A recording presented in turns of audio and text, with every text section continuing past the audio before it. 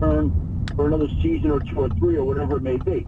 In this case, out of respect to Jim Falvo, Calvin Johnson agreed to take more time to think about it. But this does not seem to be a decision that he was quick to make. This is a decision that was a full year or more in the making because the physical toll the game is taking on his body. His ankles are beaten up. He's got general body soreness like a lot of players. And it's a situation there where basically he decided before the season this should be the last. Goddamn Periscope wants to fuck up early. Good morning, ladies and gentlemen. Welcome to the Morning Glory. My name is Eddie Law. This is, what's up, Joker, you cocksucker? Starting off with the insults early. What up, buddy? February 1st, shout out to my little brother, legitimately my little brother. His birthday today, he turns 27, so he's not so little anymore. He's still an asshole though, but usually his birthday means mine's coming up in a couple weeks, so it kind of sucks. Nah, you know what doesn't suck? I don't mind getting older. I'm just getting wiser. And I have a couple more gray hairs on my beard, which means I'm a little more seasoned, I guess. Anyway, welcome to the show. If you've never watched the Morning Glory before, it's whatever's been on my brain just fucking bumps out, so it's all good. First thing, I was listening to the radio. I was listening to sports radio in the morning on the way to work. That way all the negativity at work won't bother me, because as we all know, your local sports station is usually full of shit, and they're usually upset about dumbass shit. But today they're actually talking about Calvin Johnson, Detroit Lions wide receiver, retiring. He's only 30. I think he's like 30, 31, but and this is in all sports, all across, basketball, football, and mixed martial arts, boxing, everything. If you retire young, especially with when you got the kind of money that Calvin Johnson's gotten in his career, you're okay, and you have your own reasons for retiring. But people are gonna come out and say, "Oh, you could have fought for a few more years. Oh, you could have played football for a few more years," and all sort of stuff. And they want to shit on your fucking decision to leave. We actually seen 25-year-olds, 23-year-olds retire from MMA after one win. There was one guy not too long ago, it was like 25. His goal was to fight and have one win in the UFC. He lost his first fight, his debut fight, and then got a second fight, he won, and then literally retired in the cage with I don't know if it was Anik or Rogan. I want to say it was Anik, but he retired in his post-fight interview, basically saying that, like, hey, my goal is to have one win in the UFC. I hit that, I'm out. I'm not getting all this head trauma bullshit that everyone else is doing.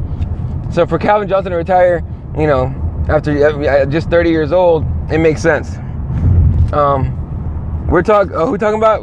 Yeah, exactly. Lions wide receiver Calvin Johnson. I'm a big fan of him. He's a giant wide receiver. He's fast for the tallest guy. Honestly, if Calvin Johnson fought in MMA, John Jones would be fucked. If all Calvin Johnson would need to do, obviously, he had to train some good stuff. But size-wise, Calvin Johnson would be a heavyweight, or like a really big light heavyweight, so I'd become legit. But again, Calvin Johnson retired because his body's taking so much pain and so much stuff. He's got general body soreness at all times. His ankles are fucked from so many years of football, and he wants to avoid all the head trauma that comes to football players and basically any kind of impact sport. So anyway, talk about some MMA here. I'm not gonna lie to you guys, I missed all the prelims for the most part. On Saturday I did the Spartan Super in Temecula, California, and that shit took about 3 hours, but by the time we got back to the hotel, some big name on Twitter was pitching Rampage's Rumble. Yeah, if you want to see Rampage die. Do we want to see Rampage die? No. No, I mean, okay, I don't want to see him get murdered. I mean, you saw what they did to Ryan Bader. Hell yeah, Rumble would kill him. Rumble would massacre Rampage. You know what I mean? Rumble is the better, more powerful, more just everything better than the version of Rampage that Rampage used to be. Rampage got butthurt and blocked you for saying that? Because Rampage want to get paid, man. A fight with Rumble right now is paid. I'll tell you what, I don't think Rumble fights in free TV no more. Rumble's gonna be fighting on pay-per-view from now on, I think. I mean, the kind of fight, the kind of shit he's putting on is finishing everybody. Fuck yeah. If I'm Rumble, I'm like, dude, no more free TV. I want my pay-per-view points. But yeah, fucking all right, so I missed most of the prelims because I was at the race. I got the race done still in time to make the prelims, but yeah, I'm with you. Bader was probably mind fucked at the end before the fight even started. Well, maybe, but yeah, I got done with the race. By the time we got back to the hotel and everyone showered and got ready and we went to get the B-dubs, the prelims had been over. So we got most of the main card. We got there just in time to see Barberena choke Sage Northcutt out from fucking half guard. And we're all looking at TV, and the guys that I did the race with, well, at least two of us have trained jiu-jitsu, and we're looking at like, did that look like it was in? It didn't look like it was in at all. That looked kind of weird. And in the replay, yeah, you can see Sage panicked. I think Sage panicked because it might be a position he never trained from before. You know, to be in a choke like that, and I think he panicked, or he did, and he's never been able to get out of it. So I think Sage panicked. But what do you expect from a kid that's 19? I mean, he's a kid. You know, so all these fighters that came out on Twitter was like, oh, well, I want to fucking tap quickly for 40 and 40. Sage made a really good point before the fights even happened. He said, you know, yeah, I get paid this much, but, you know, I bring something to the table. I mean, he's marketable. He's a marketable kid. It's kind of what the fight game is now. If you're marketable, you're going to get paid. Am I saying it's right? No. But is it how the fight game is right now? Yeah. You know? If you want to get paid, you want to be one of those Sage Northcutts, you want to be, you know, make $80,000 a fight or a win anyway.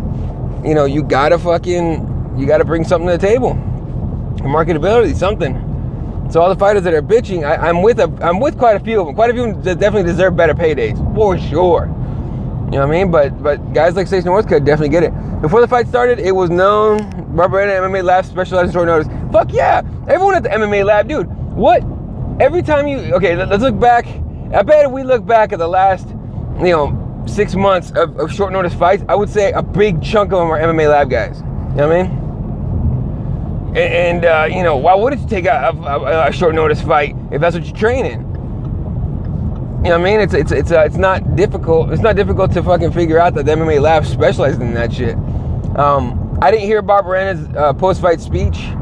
It was way too loud in the Buffalo Wild Wings, but all I saw him was yelling and screaming and shit, and I thought, dude, you just beat a kid. You know, I'm sure he was yelling about, I derailed the hype and all this other shit and whatever, and blah, blah, blah, blah, blah, big upset, pay me this and all this other shit. I'm sure that's what he said. I don't know for sure, but I didn't look it up. Yeah. Fucking Sage Northcutt, when he wins, does his front flip, and it's pretty sick looking and everything, but Barberena did like a weird front roll. And I'm like, okay, Brian, you just made yourself kind of look like a jackass. But since he was trolling Sage, it kind of worked a little bit. So, but I was like, dude, this guy's celebrating a lot for beating a 19-year-old. I mean, sure, he's getting paid way more than you are probably, but still, okay. I'm sure he's kind of like, shit, I look like an asshole. This is not, this is not vindictive or saying that Barberena is a douchebag or anything. Not at all. I'm sure he's a good dude, and he just, the emotions of the fight probably got to him.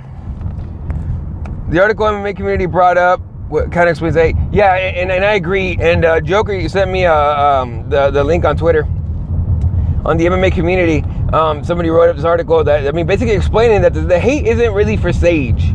It's towards the UFC. You know what I mean? So I kind of, some of those tweets should have been thought out a little better.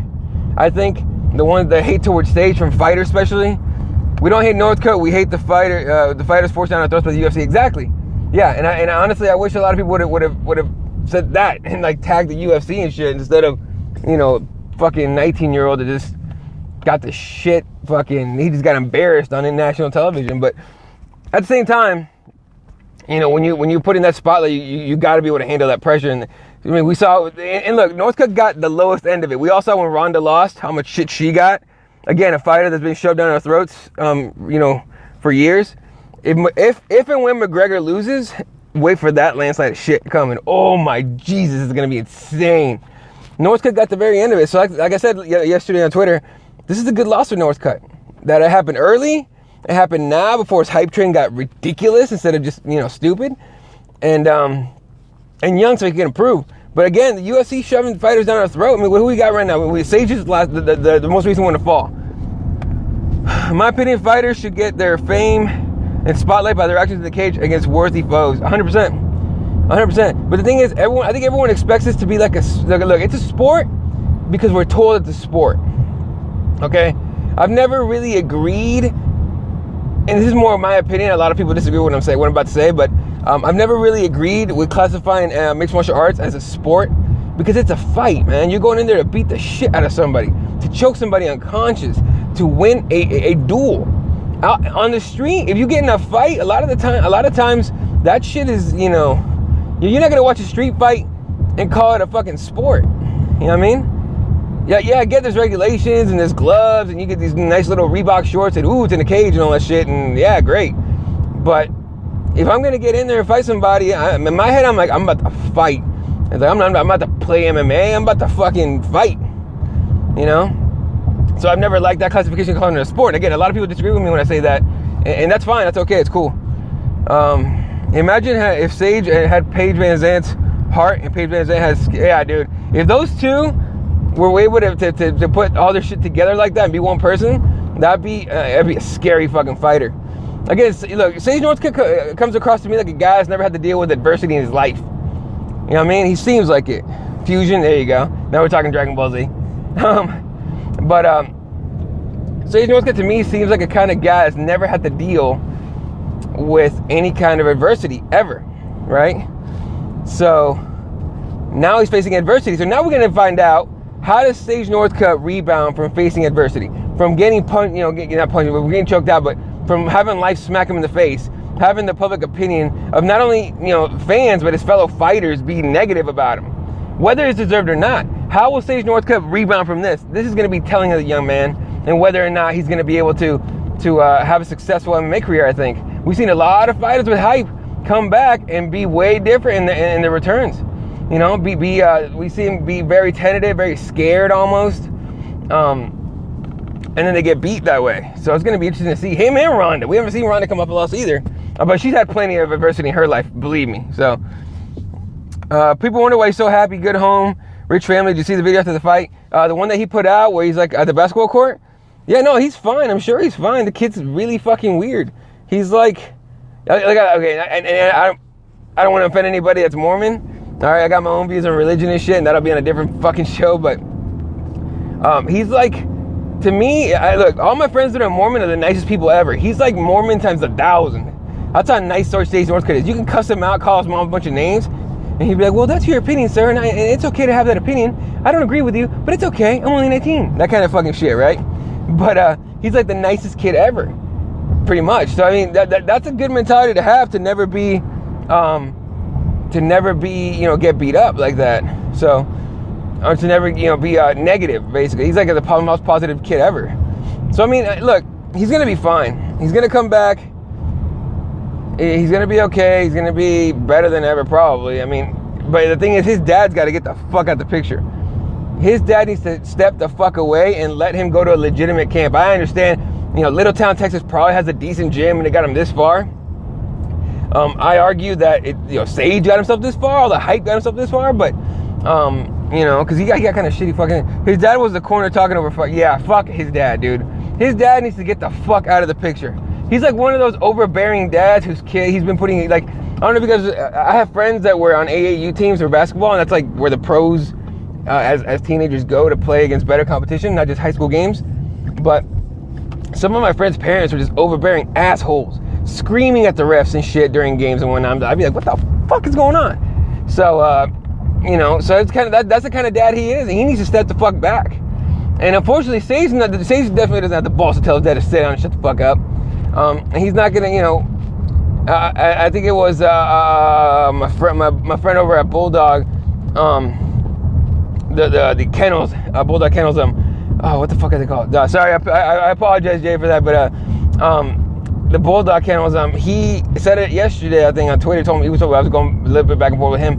He said that trip to TriStar was more for PR than it was for actual training, and it's true, because Sage's dad pulled him out of there as soon as he thought Sage was getting pushed too hard.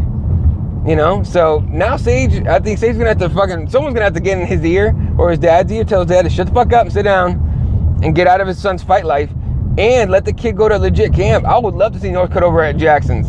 And I'm sure, and look, I know they're overloaded with pros, but I think Northcutt, as young as he is like perfect for like a Jackson Winklejohn, or even if he wants to go to TriStar full time, but I don't think he wants to be away from home and his mommy all, fucking forever. I mean, So Sage seems so naive. I don't think he can make any decisions outside his dad. Exactly. His dad runs his life. So his dad needs to get the fuck out. Someone needs to get his dad to sit down and shut the fuck up. Get that boy to a legit camp, full time.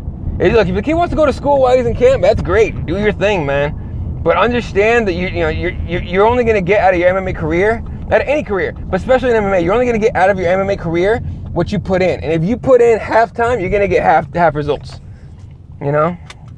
So that's the unfortunate part of MMA, is if you don't put 100% in, 100% time in, you know, you're not going to get the best results. And that's kind of what you got with Sage. So, you know, is Sage going to make his own decision and bail on his dad and bail on that little gym and move on somewhere better?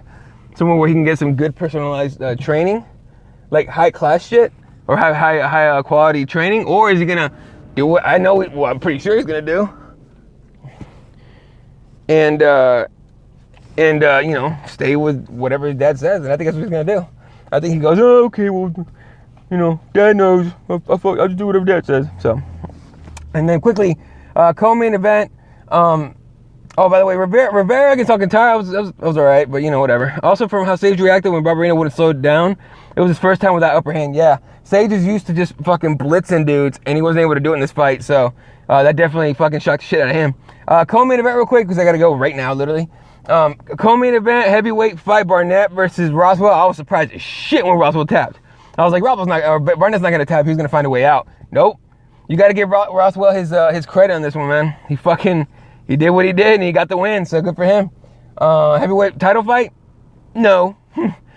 Look, they're not going to give him the title fight, man. They're not. They're just not. When we're talking about marketability, Ben Roswell is the furthest of it. That go-go choke was legit.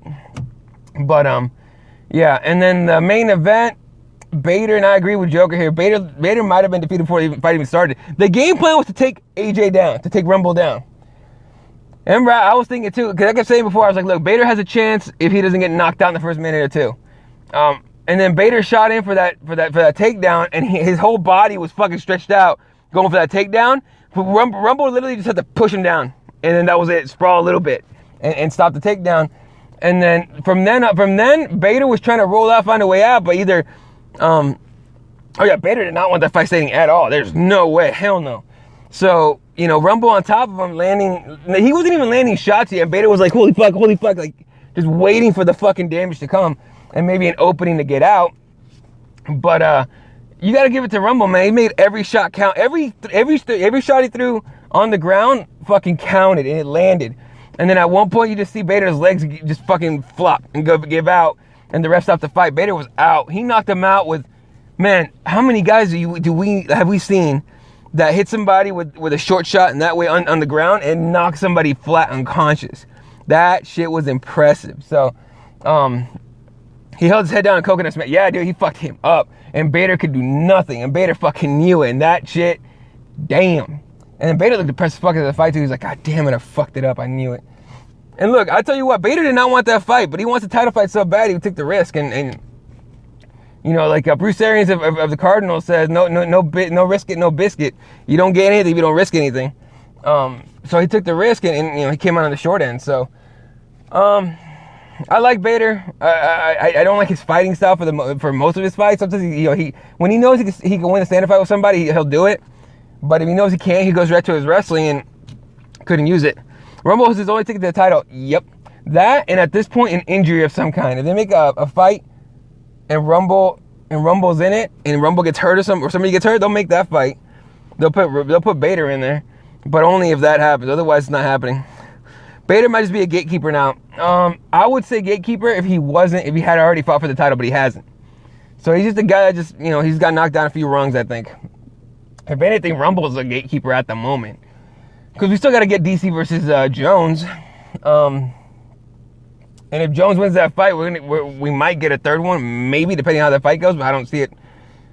I don't know, the way Jones is looking recently with just, his physical ability, or his physical, strength and all that, and then you add that to his skills that he had before he was this big, with that, it's going to be a hard fight for DC. It's going to be a hard fight for both guys. Jones coming off a long layoff, and DC fighting Jones, but, it'll be interesting, man. The light heavyweight picture didn't really change much last night. or yesterday. No, Saturday. So anyway, I really gotta go. I'm about to get yelled at. So you guys have a good day. Appreciate you tuning in. I'll put this up on YouTube in just a few minutes. We're one day closer to death, people. So make it count. Happy birthday again. Happy birthday to my brother. Anybody else that has February 1st birthdays, happy birthday to you. It is leap year, so we get an extra February day or something. So Joker, have a good one, man. Anybody else? I think I saw Daniela come on here a little bit ago. Appreciate you watching. Have a good one. And you guys all have a wonderful day, and I'll catch you guys later. See ya.